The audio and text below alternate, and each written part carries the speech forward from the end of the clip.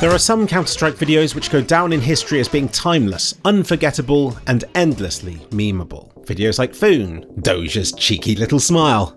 But Doorstuck is something else. Born from a series of incredibly unlikely events, it has bred an endless slew of parodies and tributes. Remember, this was from 2007, a time, before easy screen capture software like OBS and Shadowplay. It's remarkable it was ever even captured in the first place. Sadly though, it is still a product of its time. You can practically count those pixels, and can barely even make out the text on screen.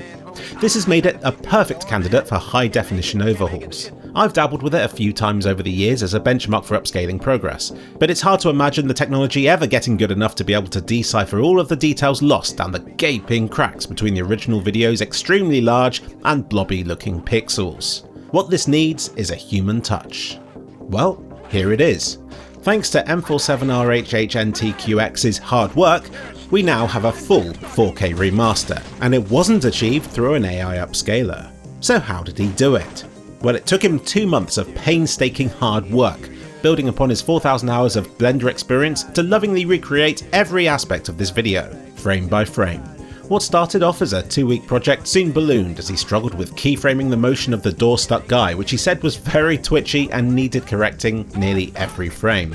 But he says almost every aspect of this rework was hard, like having to port over the gold source map to Blender and to fix up all the issues that came with it, like getting the lighting just right and removing the weird floating invisible brushes which were casting shadows all over the place. He used AI to extract the voices from the clip so that it was separate from the sounds in the game. This made it sound like this. Out my way, son! Door stuck! Door stuck! Please! I beg you! I'm sure there's a bunch of creative stuff you could do with that recording alone, but what he did was to then add back all the sound effects from Counter-Strike using the original sound files to ensure they were the highest quality possible. What a creative workaround. The other AI use was to hunt for the original match file, as a desperate last-ditch attempt to salvage some lost history. But it didn't find anything. It seems the match this clip was from has well and truly been lost to time. ESEA deletes the recordings after 2 weeks, but M47RHHNTQX still had to somehow decipher the names of all the players on the server, so it resulted to good old detective work, which involved trying to interpret the letters from their shapes and outlines. This is something that AI is not good at. It just turns all these pixels into jargony lines, as you can see here from my upscaling attempt. You cannot enhance text like this using current tools, so instead he had to make an educated guess as to what these names could be, based on trial and error. This one, for instance, looked something like which he thought could be Rockstar, which he said was a popular energy drink at the time, and popular word, so maybe it was that, and using that as the text, it seemed to fit. This is another, which started with R and the third letter had a tail of some sort which boiled the guesses down to Y, G or P. He opted for the easy life by choosing G. As for this name, either Sammy or Semi, but this one did elude him and we might never know for certain which of these it is. Shorter names are, in a way, harder because they could be all manner of everyday words. So he did what he could. Remember, this is what he had to go on. These aren't even pixels. They're a blur of encoding artifacts.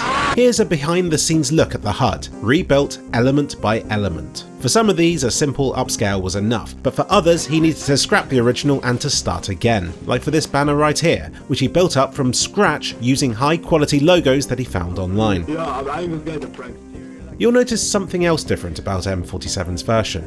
Its frame rate. This is in 60 FPS. But since it's been fully remade in Blender, it is proper 60 FPS. None of that weird frame rate interpolation stuff going on here. But it's still based on the keyframes from the 30 FPS original video. Fast motion can still look too smoothed, which he isn't entirely happy with, although there's not much you can really do about that. So what he's doing, he's making several versions of this video and he's staggering the releases as he builds and refines it further. So a 30 FPS version is coming, and he's dabbling with a 16:9 aspect ratio version as well, because he's gone to all the hassle of remaking the entire thing from scratch. Why not include more peripheral in it as well? It's free real estate. He just thinks he can get the colours even more accurate, and being the maker of this project, he's aware of all the tiny imperfections in it that nobody else is able to see. In my eyes at least, he's reached perfection already. It's a fully reworked 4K version, made painstakingly frame by frame. M47 has but one other video on his channel, being a CS2 frag movie, but he says his journey started off as a child, making movies in 1.6, so it's kind of beautiful that his journey has seen him returning to it again with this remake of Door Stuck. Check it out in this video's description.